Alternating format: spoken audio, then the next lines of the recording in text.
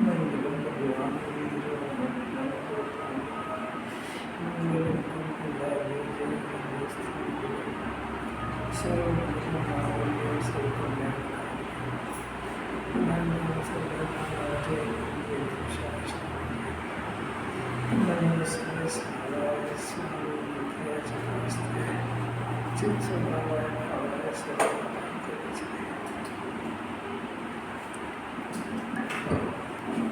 निर्विकल्प स्वानुभूति होने पर यह ध्यान है, ये ध्येय है, ऐसा विकल्प जाल टूट जाता है। यद्यपि ज्ञानी को सविकल्प दशा में भी दृष्टि तो परमात्मा पर ही होती है, तथापि पंच परमेष्टि, ध्याता, ध्यान, ध्येय इत्यादि संबंधी विकल्प भी होते हैं, परंतु उग्र निर्विकल्प दशा में ही मुक्ति है, ऐसा मानते हैं।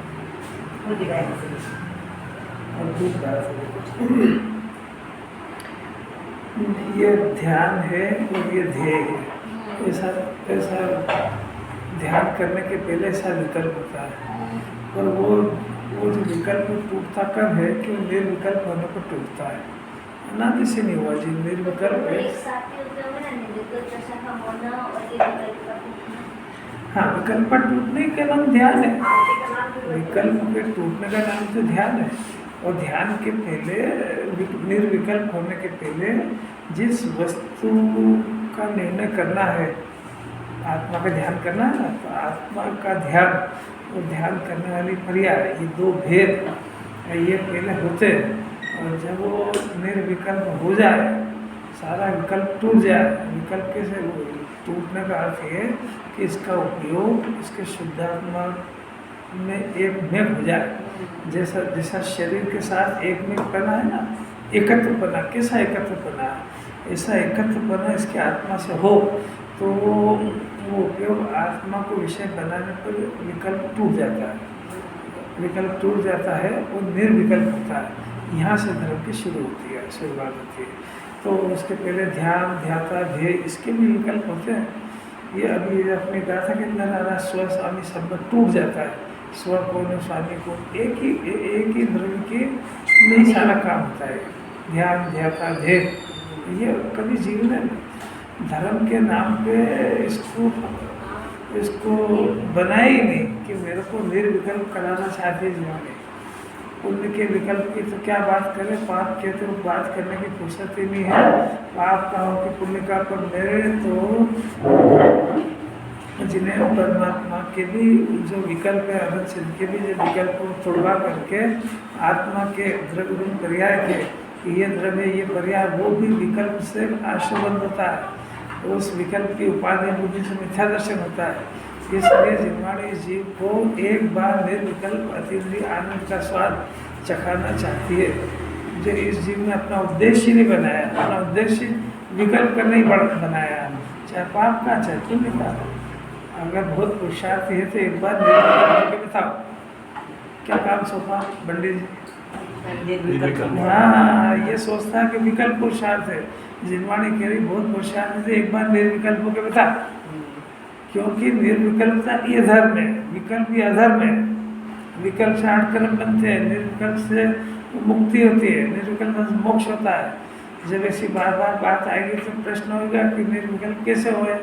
तो प्रश्न उत्पन्न हो भी रहा है कि नहीं हो रहा हो, तो सुन नहीं चाहता है, बस बाकी क्या चाहता है।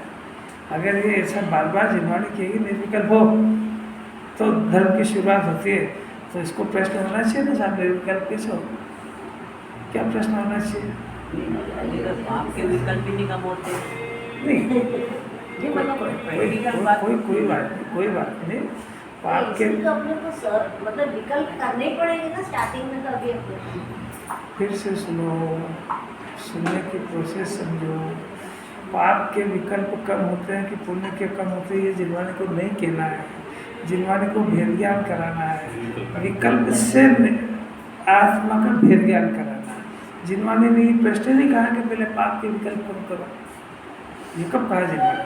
जिनवाणी ने ये कहा कि पाप का विकल्प हो कि पुण्य का, उससे अपना आत्मा भिन्न है। पर पाप के विकल्प में हम भेद ज्ञान कैसे करें? पुण्य में तो एक बार सोच भी सकता है, तो पाप के विकल्प में जैसे आप कई बार बोलते हो ठेले वाला क्या करेगा धर्म, मतलब पहले पेट की चिंता करेगा कि वो धर्म की करेगा? फिर से देखो कि जब ये पाप में चल रहा है उस समय जिनवाणी से बात नहीं कर रही है। बात कब कर रही है? जब ये पुण्य में है, तब उसके पाप की बात क्यों कर रहे हैं? अपन जब यहाँ आ गए, अब इस विकल्प से भेद ज्ञान की बात कर रहे हैं। पाप में है जब तो जिनवाणी सुनने का पात्र ही नहीं है। दिन तो घर में तो मतलब वही धारा चलती है। एक बार उसको ये अभ्यास हो जाएगा ना, तो फिर वो पाप के काल में भी निर्विकल्प धारा चलेगी। तो पाप के काल में भी जैसा एक बार भेद ज्ञान हो गया और उसको अपना शुद्धात्मा पसंद आया और वीतराग परिणति पैदा हो गई, तो वो जो शुद्ध परिणति है वो 24 घंटे ही चलती है। पाप के काल में भी चलती है, पुण्य के काल में भी चलती है, कंटिन्यू। तो वो जो धारा चलती है वो बिल्कुल चलेगी। और अभी भी इसको एक धारा निरंतर चलती है, वो ज्ञान की धारा अभी भी चलती है। इसको जो विषय की मुख्यता हो वो धारा टूटती नहीं है कभी। पाप के काल में भी नहीं टूटती है। आप बताओ, पाप के काल में अपने घर को भूलते हो क्या? वो कैसे चल रहा है फिर? आप बताओ कि वो अपना बच्चा बीमार है, वो अपन छोड़ के आए उसको घर पे, तो अपन जब दुकान चला रहे उस काल में वो पढ़ा है कि नहीं पढ़ा है कि बच्चा बीमार घर जाना है? चल तो रही बता रहा, उसको दिख नहीं रही है। अभी तो देखो ऐसा है कि पाप का परिणाम हो कि पुण्य का परिणाम, ये दोनों परिणाम 7 तत्व में कौन सा तत्व है? आश्रय है ना। तो आश्रय से आत्मा भिन्न है, ऐसा जिन्होंने अभ्यास करा रही है। तो आप ये जिन्होंने को कहना ही नहीं है कि पाप का है कि पुण्य का, राग मात्र से अपना शुद्धात्मा भिन्न है। That's all। अब ये शुद्धात्मा भिन्न है और अपना प्रश्न कायम है। कौन सा प्रश्न है? निर्विकल्प कैसे हो? तो ये विकल्प है। तो जो निर्विकल्पता होगी वो निर्विकल्प तत्व के आश्रय से होती है। शुद्ध आत्मा में किसी जात का कोई विकल्प नहीं है। क्यों? क्योंकि आत्मा ज्ञान का घनपिंड है, विकल्प का घनपिंड नहीं है। बात समझ में आ रही है? आत्मा ज्ञान और आनंद का घनपिंड है और वर्तमान ज्ञान की पर्याय है, वर्तमान व्यक्त ज्ञान की पर्याय है। ये उस विकल्प से पाप का हो कि पुण्य का विकल्प, कौन एक नाम दे दो, राग, बस खत्म बात। वो राग पाप का हो कि पुण्य का, इस राग से अपना शुद्धात्मा भिन्न है। गलती कितनी हो गई कि ज्ञान की पर्याय ज्ञायक को स्वीकार नहीं करके सिर्फ राग को स्वीकार कर रही है और उसका मुख राग की तरफ है। और राग की तरफ होने से वो राग उपादेय हो गया। तो राग उपादेय होने से आत्मा है हो गया। अब एक बार अगर अभ्यास हो जाए वो समझ जाए कि ये राग है सो मैं नहीं हूँ, विकल्प तोड़ने का नहीं कह रहे हैं, राग से अपना एकत्वपना तोड़ने का कह रहे हैं। ज्ञान में हूँ, राग में नहीं, ये मैं ज्ञाता हूँ, राग का कर्ता में नहीं हूँ। राग का कर्ता अभी वो कल गुरुदेव की क्लास में आया ना, तो मैं रागी हूँ ऐसा मानता हूँ तो अपने को आश्रम ही मानता होगा, आश्रम का कर्ता मानता होगा, तो आश्रम से एकत्र हो गया उसको, तभी तो राग का कर्ता बनता है। वो जिस काम का कर्ता बनता है उसके साथ वो उसका स्वामी बन के बैठा है। बात समझ में आ रही है? तो आश्रम से मुक्ति कैसे हो जाएगी भाई? वो जो रागादि का परिणाम चल रहा है ना, तो उससे एकत्र चल रहा है, उसका स्वामी बन के बैठा है। अभी राग का स्वामी बन के बैठा है, वो फिर ये कह रहा है कि राग टूटना चाहिए। कैसे टूटेगा? कि राग कम होने जा रहा, कैसे कम होएगा? तेरी दृष्टि राग के ऊपर है और दृष्टि राग के ऊपर होने से तो राग और होएगा। प्रोसेस ही गजब की है, सबको बार बार सोचना चाहिए। मैंने कोई ऐसा नहीं है कि अब जो प्रश्न कर रहा है उसको नहीं समझ में आ रहा, बाकी सब समझदार है, कुछ नहीं समझता है वो। जब तक शुद्धात्मा की अनुभूति नहीं हो जाए, जब तक केजी का स्टूडेंट है ऐसा मानना चाहिए उसको, तो ज्ञान नेत्र खुला रहेगा। और अगर उसने मान लिया कि मैं सब समझ गया, तो कोई दुनिया में नहीं समझा सकता उसको। उपयोग कभी भी राग द्वेष रूप नहीं होता है। उपयोग में ये विपरीतता आ गई है कि उपयोग राग को जानता है, उस समय राग के साथ एकाकार होने का प्रयत्न कर रहा है अनादिकाल से, और उसने घोषणा कर दी कि मैं रागी हो गया हूँ, जबकि राग को केवल जाना है उसने।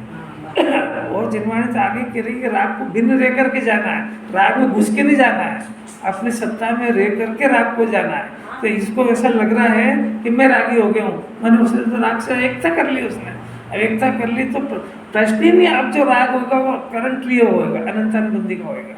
वो कम होते ही नहीं है। ये तो अपन पढ़ने और अभ्यास करने के दृष्टिकोण से राग में भेद डाल दिया अपन ने, उच्चारित मोह का, पाप और पुण्य का, तीव्र और मंद का। वास्तव में तो अनंतानुबंधी का राग तीव्र ही होता है। जो ज्ञान ने राग के साथ एकता कर रखी है, वो राग मंद दिखने पर भी तीव्र है वो, उसका नाम मिथ्या दर्शन है। कितनी गहरी बात है भाई, समझो तो सही है प्रोसेस। अभी केजी में अपन मोक्ष मार्ग में भर्ती होने की क्लास में मतलब केजी में ही फेल हो रहे हैं। आप पहले इंटरव्यू लेते हैं कि नहीं, तो केजी में ही फेल हो रहा है। जिनवाणी पाप और पुण्य की बात ही नहीं कर रही है, जिनवाणी आत्मा की बात कर रही है। आत्मा राग से भिन्न है।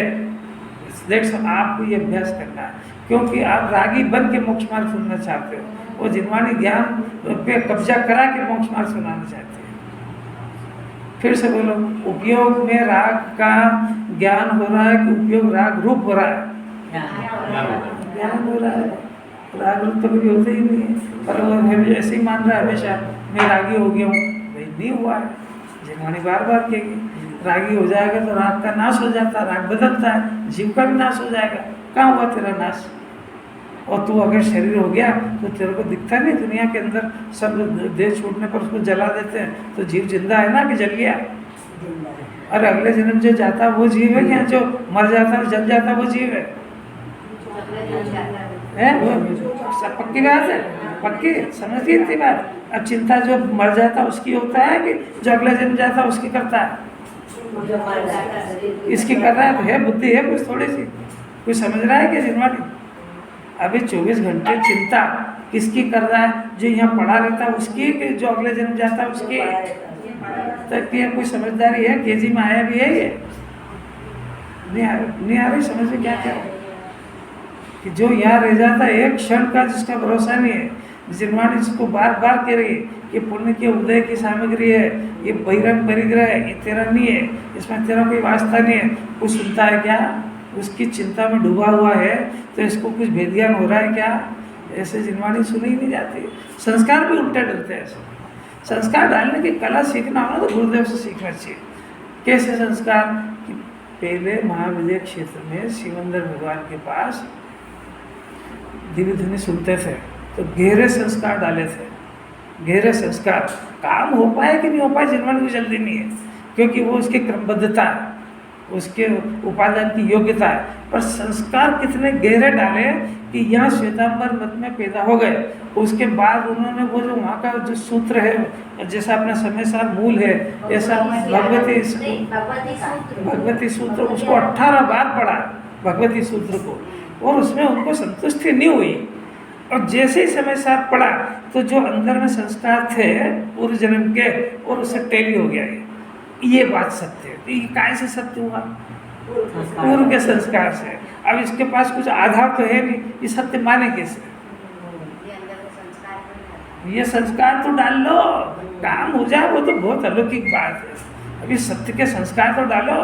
कि परम सत्य ये है कि जिनवाणी पाप और पुण्य के भाव का अभाव नहीं कराना चाहती, क्योंकि ये तो सम्यक दृष्टि के भी पाप पुण्य बहुत होता है, और मुनिराज पंचम मूल स्थान में भी पाप पुण्य दो ही होता है, मुनिराज के भी पुण्य बहुत होता है। तो तुमको ना पाप से का निषेध करे ना पुण्य का, क्योंकि ये अपने क्रम में जाने वाली पर्याय भेद ज्ञान तुमसे करा रहे हैं। और भेद ज्ञान का अर्थ है अपने शुद्धात्मा की सत्ता की स्वीकृति, अपने ज्ञान में होना, अपने ज्ञान के अंदर अपना ज्ञायक आत्मा प्रसिद्ध होना, अपने ज्ञान के अंदर एक डिसाइड कर लेना चाहिए कि मेरे को इस जन्म में अपना शुद्धात्मा समझना है। क्योंकि गुरुदेव का विषय और पूरे द्वादशांग का विषय यही है, छठी गाथा का, शुद्धात्मा का स्वरूप कैसा है और इसको अनुभूति या इसको प्राप्त कैसे किया जाता है।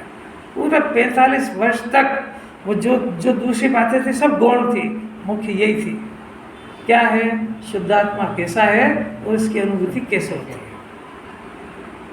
क्योंकि यही नहीं जानता है जीव, बाकी सब जानता है।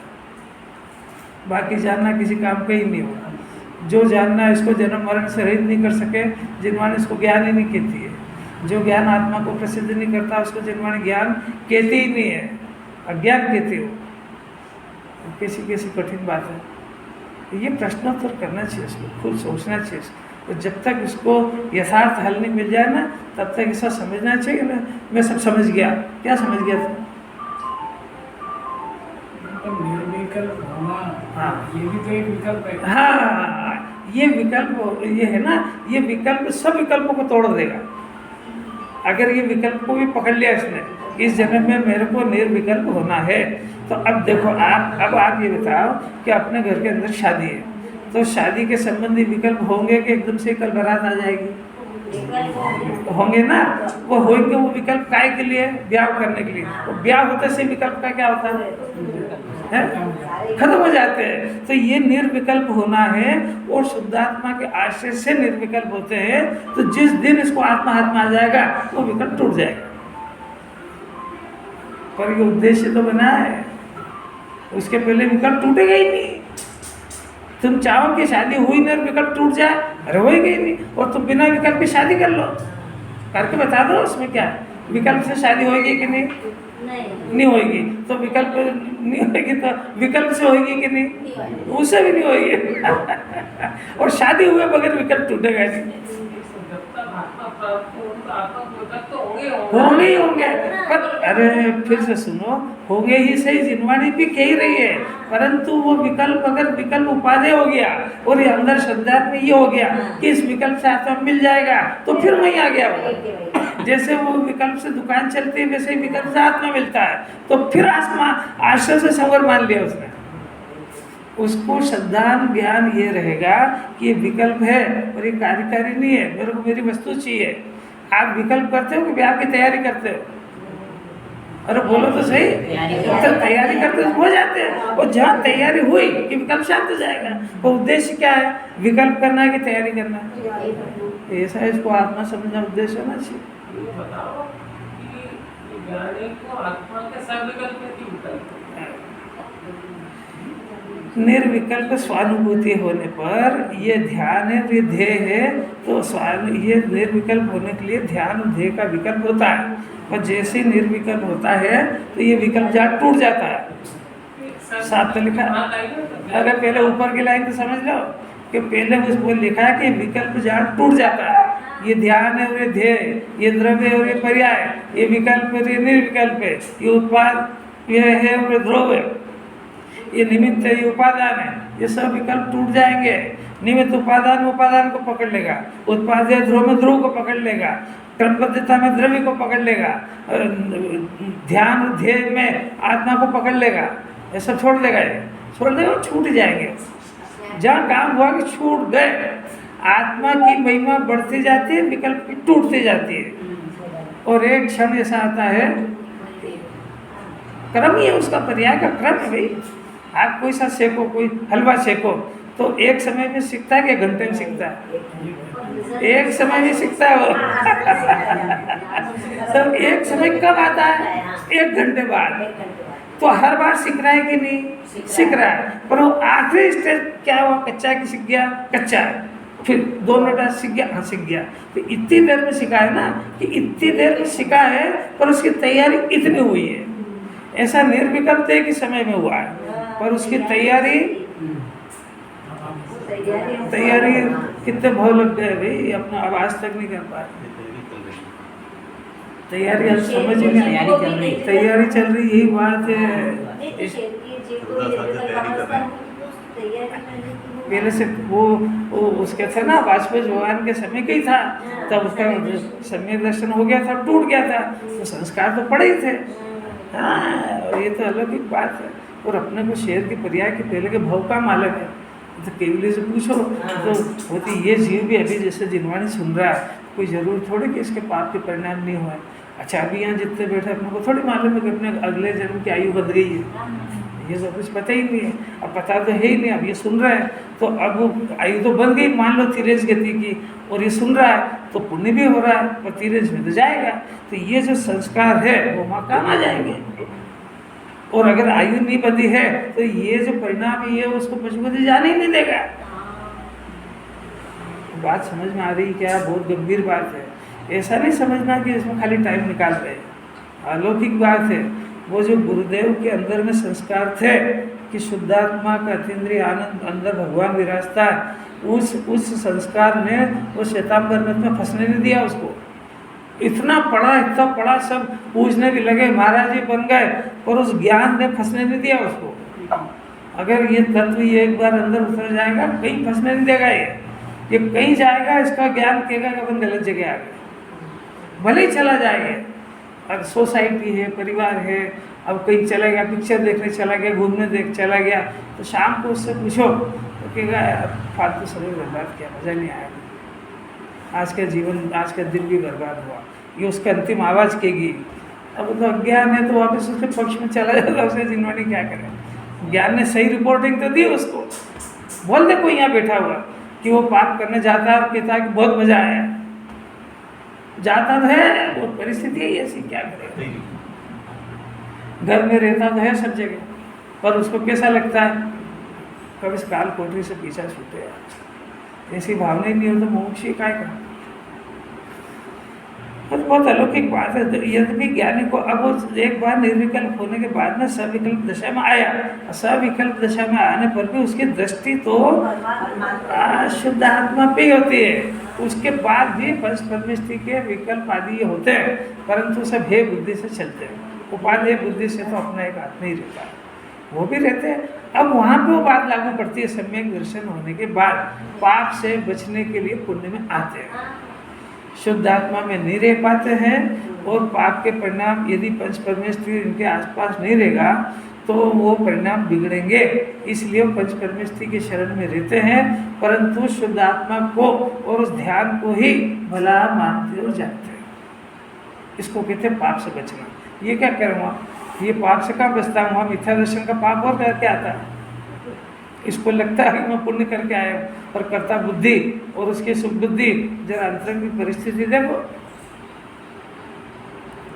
अद्भुत बात। खूब विचार करोगे तो प्रश्न होंगे, अगर विचार नहीं करेगा तो खाली गर्दन हिला के चला जाएगा।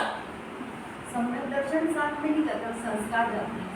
सम्यक दर्शन हो जाएगा तो फिर तो एम तो उसी का रखना है। सम्यक दर्शन के बाद ही सब विकल्प होंगे। बात अभी चल रही है सम्यक दर्शन होने के पहले, सम्यक दर्शन को प्राप्त करने के संस्कार। इसको अभी जो संस्कार है वो पांच इंद्रिय के विषय को भोगने के संस्कार है। ये जब भी किसी भी पदार्थ को देखता है तो उसमें कोई सुख की कल्पना होती है या कोई कनेक्शन होता है तो जोड़ता है उससे। तो आप एक कोई कम स्वार्थी नहीं है ये। अगर वहाँ उसका प्रयोजन हल नहीं होता तो एक मिनट भी नहीं ठहरेगा वो। आई समझ में आई क्या? इसका नाम संस्कार है। आई कुछ समझ में आ रही कि नहीं आ रही? इसका कुछ न कुछ कनेक्शन वहाँ हल होता हो। बच्चा होता है ना, बच्चा कुछ नहीं, बहुत बालक 5 साल 8 साल का, आपके पास बिठा लो उसको और 4 जने बात करो, उसको अगर उसके प्रयोजन की बात होगी तो इंटरेस्ट से सुनेगा, और नहीं तो उठ के चल देगा। तुम्हारी कितनी महत्वपूर्ण हो उसके काम की, वो इतना ताड़ लेता है कि मेरे काम की तो कुछ है ही नहीं। ऐसा जीव बहुत होशियार है। तो इसका नाम संस्कार है कि इसको अपने शुद्धात्मा का प्रयोजन हल हो जाए, अपने शुद्धात्मा का आनंद प्राप्त करना है, इससे गहरे संस्कार हो। अब वो संस्कार क्या करे? अगर वो इतने ताकत से काम करे तो इसी जन्म में आत्मा को प्राप्त कर ले, पर नहीं कर पा रहा है तो ये संस्कार भी उसको कहीं फंसने नहीं देगा। वो वहाँ पे अलर्ट तो करेगा, पर उस समय जब वो अलर्ट करेगा उस समय इसका ज्ञान इसका पक्ष करेगा तो ये मजबूत हो जाएगा, और विषय का पक्ष करेगा तो फिर वहीं चला जाएगा। मेरी बात समझिए, अपने अंदर 2 तरह के परिणाम हो जाते हैं, एक तो ज्ञान की धारा और एक कषाय की धारा। तो ज्ञान की धारा तो कहती है देखो ये काम गलत है, पर ये जीव का ज्ञान कषाय के पक्ष में, इसलिए जानता है कि गलत है तो भी उसी के फेवर में चला जाता है। जाता है कि नहीं जाता है? कोई प्रैक्टिकल देखो, किसी को यहाँ पता नहीं लगता है कि क्रोध अच्छी बात नहीं, मान अच्छी बात नहीं। बोलो यहाँ जरा सा मान नहीं मिले तो ज्ञान मान के पक्ष में रहता है कि मान को तोड़ने के पक्ष में रहता है? पक्ष में रह गया ना तो वो हार गया ना ज्ञान वहाँ पे।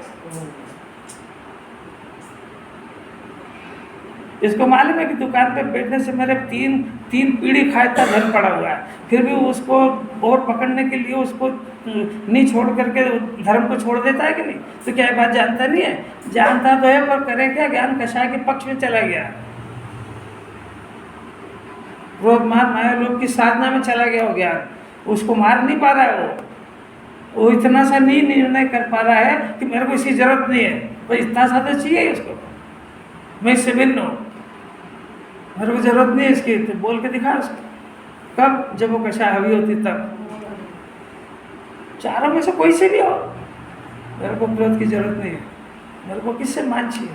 तीन लोग के नाथ ने मेरे को परमात्मा कहा, हूँ परमात्मा शू, और जिन्हें परमात्मा ने जो दिव्य ध्वनि में ऐसा कहा है कि हमको ऐसा दिख रहा है कि हर बाल आबाल गोपाल सबके ज्ञान के अंदर उसका आत्मा भगवान रूप से झलक रहा है, वो देखता नहीं, उसका अपन क्या करें, पर उसके ज्ञान, भगवान के ज्ञान में ऐसा आया कि मेरे ज्ञान में मेरा आत्मा झलक रहा है, ज्ञेय नहीं झलक रहा है।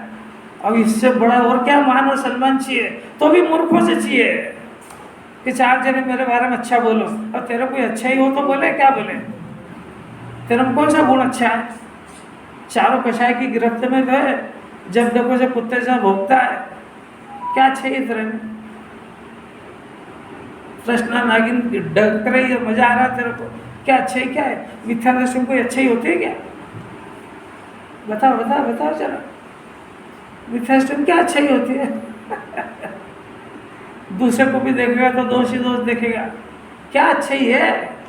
तीन लोग के नाथ को छोड़ के कहना कौन कौन से कुदेव के पास भटकता है, क्या अच्छा ही है उसमें? जिनवाणी कर्ता बुद्धि का निषेध करते, कर्ता बुद्धि पोषण करता है, बोला तो सही, कौन सी अच्छा ही है? कठिन लगती है, कोई झाड़ने वाला नहीं मिलेगा। वो ये कुमकुंदाचार्य है भूत उतारने वाले, और पद्म प्रभु जी में कोई नहीं है, और मिथ्यात्व का भूत यही उतार सकते हैं। पिछली गाथा में आपने फार्मूला दिया था मैं ज्ञान ही हूँ, ये समझ जाए, ये वो नमोकार मंत्र की माला की जगह मैं ज्ञाता ही हूँ, ये फेरो, करता नहीं हूँ, क्योंकि नहीं तो अजपा जात की तरह मैं करता हूँ की माला चलेगी, वो डुबो देगी इसको। करता बुद्धि मैंने नरक निगोद की तरफ पाँव उसका, ज्ञाता बुद्धि मैंने मोक्ष की तरफ पाँव हो गया उसका। तो कम से कम ज्ञाता के फेवर में आ जाए, बोलने लगे कि मेरे को इतना ही बहुत है। एकदम से स्वस्थ नहीं होता है, पर स्वस्थता का अभ्यास तो चालू हो सकता है। 208 की टीका है, देखो बहुत हो गया, डोज बहुत हो गया, एकदम पावरफुल हो गया। गाथा में पढ़ दो जरा, यदि पढ़ो, कोई पढ़ो, यदि मैं अजीब परद्रव्य का परिग्रह करूं, नहीं ऊपर वाला पहले गाथा पढ़ लो।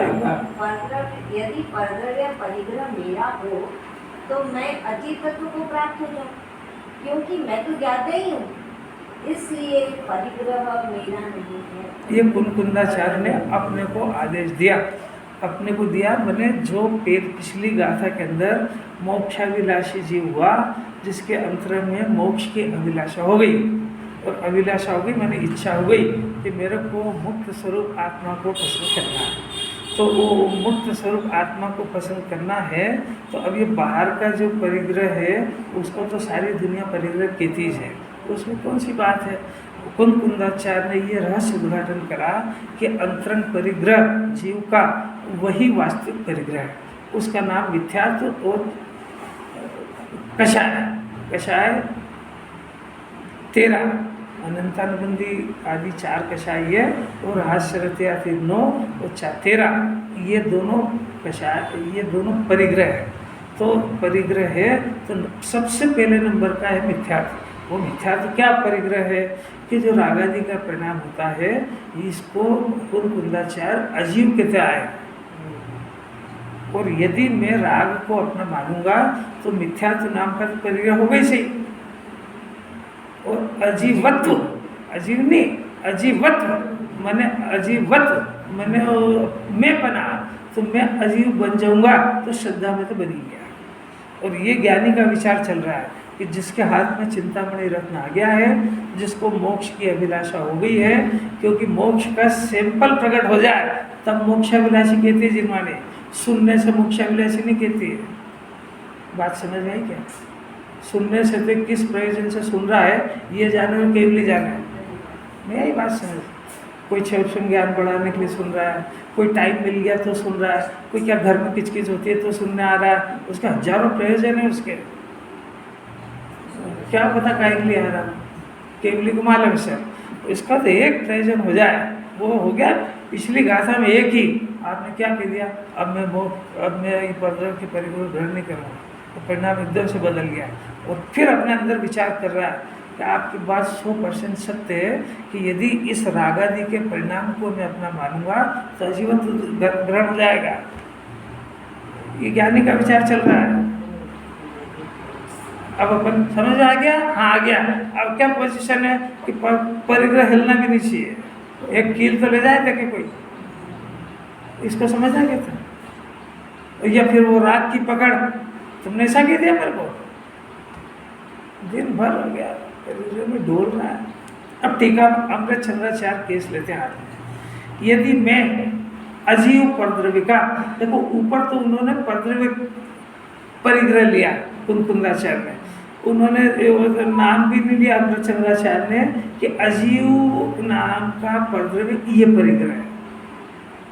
अजीव कौन सा, दोनों ही ले लो आप तो इसमें, कौन सा, एक बहिरंग और एक अंतरंग। बहिरंग माने धन कोटा जो भी, इसके पुण्य के उदय में मिली हुई सारी सामग्री, वो सारी की सारी सामग्री वो इस जीव का बहिरंग परिग्रह है। आपके उदय में मिली हुई सामग्री मेरा बहिरंग परिग्रह है कि नहीं? क्यों नहीं होगा? क्यों नहीं होगा? बोलो बोलो। वो उनके पुण्य से मिले, उनके संयोग में, मेरे संयोग थोड़ी है। मैंने परिणाम की तो उसका फल मेरे को मिलेगा। हाँ, ये अभी फल की नहीं, अभी इसको जो है ये किस पदार्थ को अपना मानता है कि जो इसके पुण्य के उदय में मिली उसको परिग्रह कर रहा है ना। तो परिग्रह की परिभाषा क्या है? परिग्रह यानी परि मने चारों तरफ से, यानी द्रव्य से, क्षेत्र से, काल से, भाव से, उसको ग्रह मने ग्रहण करना। अब ये किसको ग्रहण करेगा कि ये आत्मा के अनंत अनंत गुणों को परिग्रह नहीं माना इसने, मैंने अपने ज्ञान में चारों तरफ से अपने आत्मा के अनंत गुण को अपना नहीं माना, तो अपने परिग्रह को तो छोड़ा। जो अनादि अनंत इसके साथ था उसको तो छोड़ा मैंने, वो छूटता नहीं है, पर इसके ज्ञान में तो गायब हो गया। अब इसके ज्ञान कुछ ना कुछ तो करेगा। तो जो अपने पुण्य के उदय में मिली हुई सामग्री उसको चारों तरफ से, जो उसके पुण्य के उदय में मिली है उसके में जरा ये रुमाल है, अगर इसी किनोर फट जाएगी, अगर एक बार अपने हाथ से फट जाएगी तो और झेल जाएगा, और किसी दूसरे के हाथ से फट गई तो उसके प्राण ही ले लेगा पूरे। कैसी पकड़? और पकड़ समझ में आ रही कि नहीं? काय की पकड़ है? परिग्रह की। अब ये कहा जाएगा जितनी ताकत से इसको आत्मा जिन्होंने पकड़ाना चाहती है उतनी ताकत से इसने परिग्रह को पकड़ लिया है।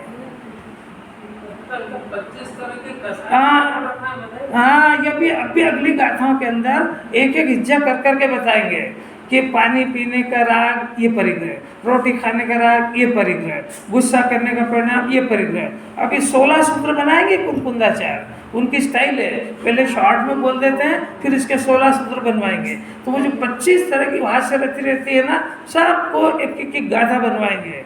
अरे होमवर्क करना तो ये करो ना, क्या गुड्डे के खेल की तरह करते हैं? ये करो होमवर्क, बनाओ 16, जरा थोड़ा आगे पीछे पढ़ लिया करो घर पे भी, एक एक सूत्र की गाथा, तो वो अंदर में सब जमे हुए हैं, अड्डा जमा बैठे हैं। ये 25 तरह की कषाय मामूली बात नहीं है, ये इतना आसान नहीं है कि सीडी सुन लिया, 1 घंटा प्रवचन सुन लिया था मुमुक्षु बन गए या मोक्षाभिलाषी हो गए। भ्रम में मत रहना, ये काम तो अनंत बार कर लिया इसने। धनाभिलाषी है कि कषायाभिलाषी है कि मानाभिलाषी है कि लोहाभिलाषी है, काय का है? सभी का तो चल रहा है उसको। हमारा जीव अनादि काल से 25 तरह की कसाई के अलावा कुछ भी नहीं करा।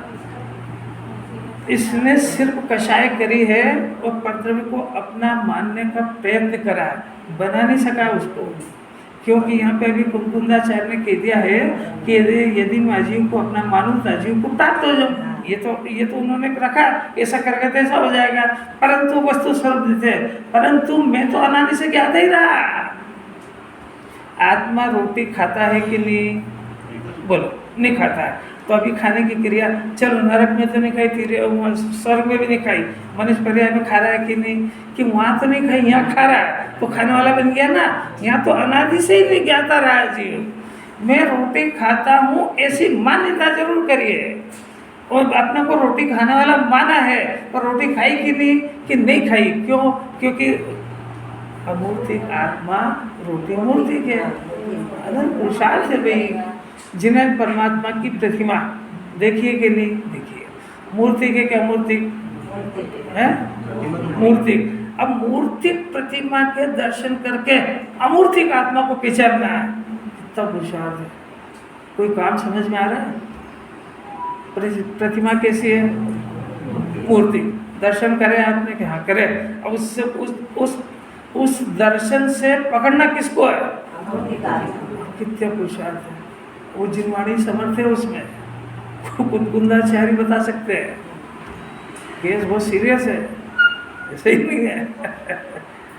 एक काम दिया ना आपको, क्या सौंपा? अमूर्तिक आत्मा को पहचानो, अमूर्तिक आत्मा में हूँ ऐसा स्वीकार करो, अमूर्तिक आत्मा में हूँ ऐसा ज्ञान में नक्की करके बताओ। This is homework. कितने दिन का? पूरी लाइफ का, लॉन्ग लाइफ। आप इसको सफल करके बताओ, तभी मैं ज्ञाता हूँ, करता नहीं, तब सिद्ध होएगा। अमूर्तिक आत्मा रूपी का करता है कि अरूपी का? गजब हो गया। अभी तो रूपी को ही हटाने में बहुत ताकत है। अरूपी आत्मा, अरूपी का तो दूसरे का तो क्या करे, अपनी रागादि के अरूपी परिणाम इसका भी करता नहीं है, क्योंकि ज्ञान का स्वभाव किसी पदार्थ में फेराफेरी करना नहीं है, कम ज़्यादा करना नहीं है, आगे पीछे हटाना नहीं है। ज्ञान का स्वभाव मात्र जैसा हो रहा है तैसा जानना है। सम्यक है तो सम्यक जानना है, मिथ्या तो मिथ्या जानना है। अभी ज्ञान में, अज्ञान दशा के अंदर भी ज्ञान इतना पेना हो गया है कि ये जीव खुद ही उदय के वश कहीं चला जाएगा, घूमने जाएगा, कहीं भी जाएगा तो ज्ञान रिपोर्टिंग करेगा गलत जगह आ गया है, मोक्ष मार्ग से उल्टा रास्ता है, ये सही नहीं है, भले ही फंस गया। अरे इतना ईमानदार ज्ञान हुआ है कि नहीं? यहाँ बैठे कुछ तो बोलो, कि अंधा ही है बिल्कुल। अगर सुनता नहीं तो अंधा ही है, बेरे ही है। अगर इतना रिपोर्टिंग ज्ञान नहीं कर रहा है तो कुछ नहीं सुनता है। अब वो अलग बात है कि वो ज्ञान जो है वो कषाय के वश में हो जाता है तो फिर वहाँ चला जाता है। ज्ञान ने रिपोर्टिंग तो करी है इसको सही, इसी की लेबोरेटरी है और इसी ने परीक्षण करके बता दिया ये गलत चीज़ है, अपने को नहीं करना चाहिए। परंतु ही की बात है। नहीं समझ में आ रही? अनुभव में आता है, मतलब महसूस भी होता है। अनुभव में आता है का अर्थ, अनुभव में आता है का अर्थ उसका वेदन होता है उसका। जैसे अभी जैसे आपको घर के अंदर पत्नी आपकी आज्ञा का विरोध कर दे, बच्चे विरोध कर दे, सारी परिस्थिति प्रतिकूल हो जाए तो एक झुंझलाहट होती है कि नहीं? अरे होती है कि नहीं? तो अनुभव में आती है कि खाली भाषा में ही आती है? तो फिर क्या होता है उसमें? नहीं क्या होता है मेरे को पता, मेरे को तो समझ में नहीं आ रही कि वो झुंझलाहट ऐसी होती है कि तुम मेरे से कोई बात मत करो, मेरे को शांति ले लो। तो वो झुंझलाहट का अनुभव हो रहा है कि नहीं? तो ऐसा है कि आत्मा अरूपी तो इसके दुख भी अरूपी है, वो बता नहीं सकता, पर दुख है ये व्यक्त कर सकता है, बहुत दुखी हो। बाहर से इसका कोई मेजरमेंट ही नहीं, क्या बताएंगे? बाहर से तो चक्रवर्ती के पास वैभव है, यहाँ पे जो बड़े से बड़े पद वाले हैं, राष्ट्रपति, प्रधानमंत्री, सुप्रीम कोर्ट का जज, उनके पास कोई सुविधा की कमी नहीं है। जिन्होंने उससे देखती नहीं, उससे पूछती आकुलता की पोजीशन क्या है, तो बस ये मत पूछो। आज ड्राइवर नहीं आया तो आज घर के काम वाले नहीं आए, तो आज शरीर में बीमार है तो डॉक्टर की दवा ले रहे हैं तो कोई फायदा नहीं हो रहा है। वो एक झगड़ा है क्या? वो जैनियों को तो कई समस्या है, सब्जी लिमिटेड खाता है, इंटरनेशनल प्रॉब्लम है, कल क्या बनाएंगे? अब आज की नहीं निमट रही, कल का क्या करेंगे? तो ये दिमाग खराब है कि नहीं है? भूपेन जी को कुछ समझ नहीं आ रही? अच्छा बता दो कि ईमानदारी से बताएंगे, भूपेन जी जो करेंगे न्याय, दुकान पे बैठना अच्छी बात है कि बुरी? देखो ज्ञान ने रिकॉर्डिंग कर दी ना, अब वो बेचारा ज्ञान क्या करे, उसकी चलती ही नहीं है, तो वो फिर लोग के वश में जाके फिर जाता हो, फिर दुखी होकर फिर लौटता है, फिर जाता है। ऐसा अनंत काल हो गया परिभ्रमण करते करते। घर के अंदर है ना बिल्कुल कांटों का ताज है वो, सब तरफ से हर कोई डंक मारता है, फिर विचारा करेंगे जाएगा छोड़ के, तो फिर रहता है, फिर कांटों का ताज पहनता है। हो गया कषाय, ये भी ज़्यादा देर तक हम उसमें रहते नहीं। आपको वो नहीं रहता, कोई बदल देता, वो रहता कषाय में ही है। जैसे क्रोध को छोड़ेगा तो मान करेगा, मान को छोड़कर माया करेगा, माया छोड़ और रहेगा कषाय की गिरफ्त में।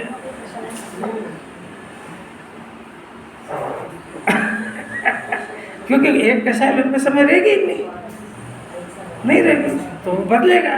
तो 25 इसको सब डंग लेके बैठी है, उस मिथ्या तो सबसे खतरनाक है। अगर ये जिन मंदिर आए और यहाँ पे जिनवाणी सुनने लगे तो इसकी कषाय थोड़ी मद होती है, तो मालूम है, तो दर्शन मोह चारित्र मोह आपस में उनका इंटरनेट कनेक्शन है। तो वो जो है चारित्र मोह कहता है, दर्शन मोह कहता है देख भैया ये जो है मंदिर चला गया है और ये कषाय इसने कम कर दिए, तो दर्शन मोह कहता है घबराने की कोई ज़रूरत नहीं है, यहाँ भी मैं इन सब परिणाम को भला मनवाऊंगा और ये अभी जैसे चप्पल पहनेगा फिर तू हाथ तो संभाल लेना इसको, यहाँ मैं संभालता वहाँ तू संभाल लेना। ये कोई बात कोड वर्ड में समझ नहीं, ये दोनों ही लुटेरे, एक मंदिर में लूटता है एक बाहर लूटता है। अरे ऐसी बातें सुनने को ही नहीं मिली थी। अब अमृतचंद्राचार्य की स्टाइल है, यदि देखो यदि इसलिए लगाया कि वो ज्ञानी बन गया और उसको शुद्धात्मा का अत्यंत आनंद आ रहा है, तो वो सोच रहा है भाई देखो ये अनंत काल में मिला है, अब यदि मैं फिर से अपने आत्मा के परिग्रह को, अनंत गुणों के परिग्रह को छोड़ करके फिर से ये पुण्य के परिणाम को, क्योंकि परद्रव्य से तो भिन्न कर ही चुका ना। ज्ञानी कब बना? परद्रव्य से और राग से भिन्न अपने को स्वीकार करा तब ज्ञानी बना।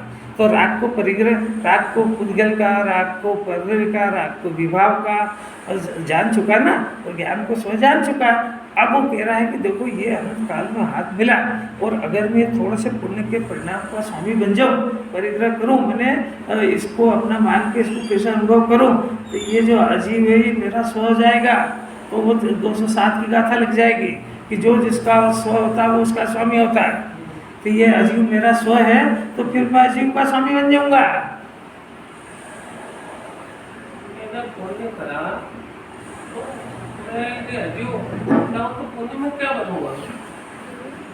वो बाद में क्या बनेगा उसकी बात नहीं कर रहे, अभी कर रहे हैं, अभी अभी अभी अभी अभी ये कर रहे हैं कि वो जो पुण्य का परिणाम करा, पहले बात है कौन सा पुण्य, हजारों तरह के पुण्य आते, कोई सा भी नहीं, ऐसा ऐसे गोलमाल पापी की बात नहीं करना, स्पष्ट बोलो। हाँ ये पूजा करी, ये पूजा करी या दान दिया, बस दो पकड़ो जरा, एक चीज़ को पकड़ के क्लैरिटी करो, गोलमाल नहीं सीखना आपने को। मैंने दान दिया या मैंने पूजा करी, तो आज ये पूजा का जो परिणाम है, यदि ये पूजा का परिणाम मेरा हो जाए तो ये पूजा का परिणाम नष्ट होने पर मेरा भी नाश हो जाएगा।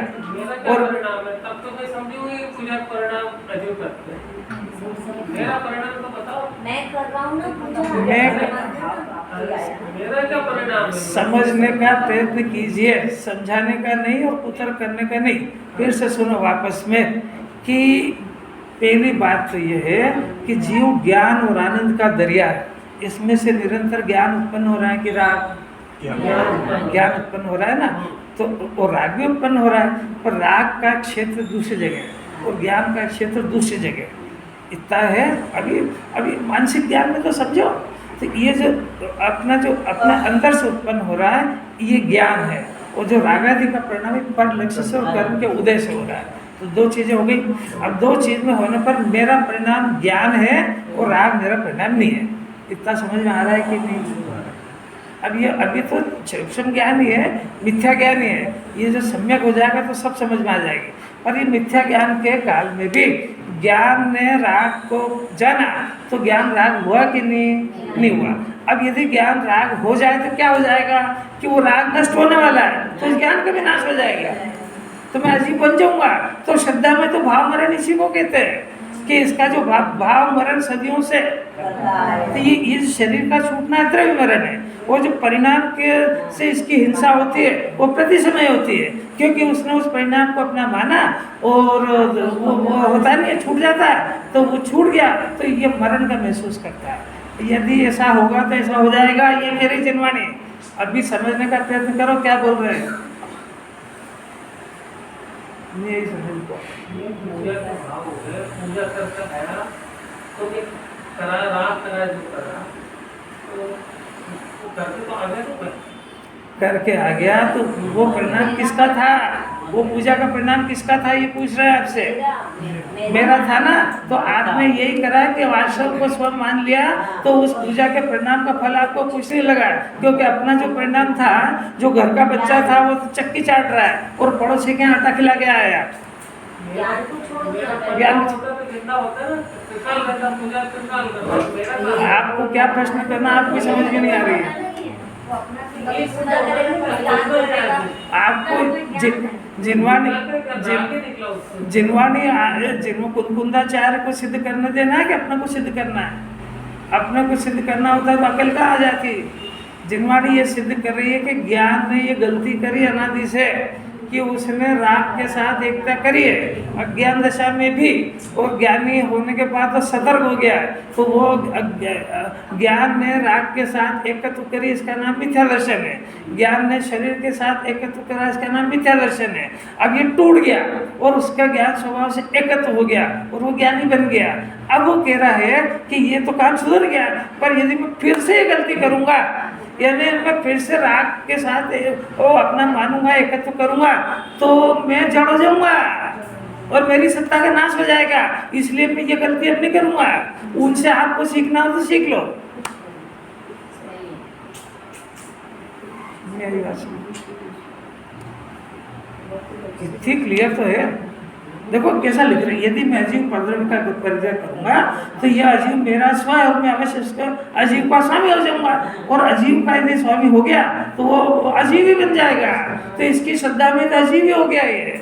जो अपने को शरीर मान रहा है वो अपने को जड़ मान रहा है, चेतन मान ही नहीं रहा है। वो जड़ के परिणाम को अपने परिणाम मान रहा है। इसीलिए वो कह रहा है कि मेरे को भूख लग रही है और मैं बीमार हो गया। तो ये भूख लग रही है और बीमार हो गया और थक गया हूँ, ये किस में हो रहा है? कि शरीर में हो रहा है। तो ये ऐसा महसूस कर रहा है मेरे में हो रहा है, तो जड़ हो गया ये इसकी श्रद्धा में। जीव ये मैं जान रहा हूँ, ये बात कहाँ इसके ज्ञान में कि रोटी खा रहा है कि रोटी खाने का ज्ञान कर रहा है, ये पाप कर रहा है कि पाप का ज्ञान हो रहा है, ये पुण्य कर रहा है कि पुण्य का ज्ञान हो रहा है, सब भूल गया वो। तो मैं तो यही कर रहा बस। हर पल अजीब तत्व होते जा रहे हैं।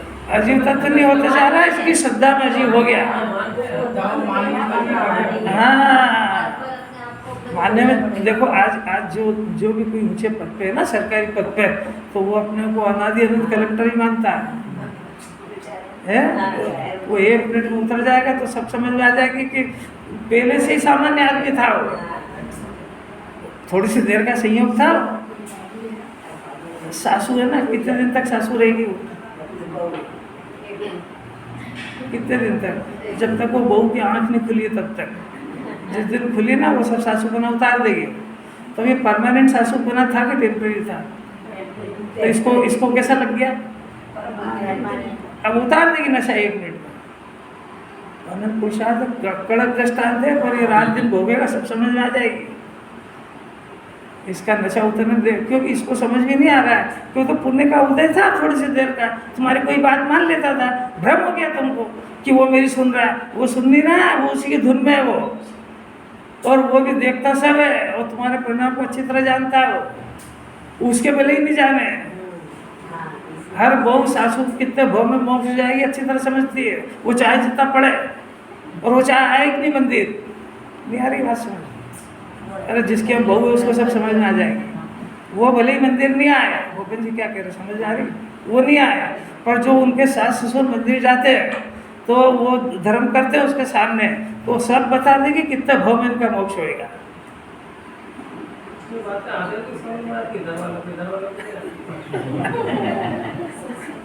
अनंत पुरुषार्थ है, अनंत पुरुषार्थ है। अरे बात का अर्थ नहीं, जरा मस्ती में सुनो उसको।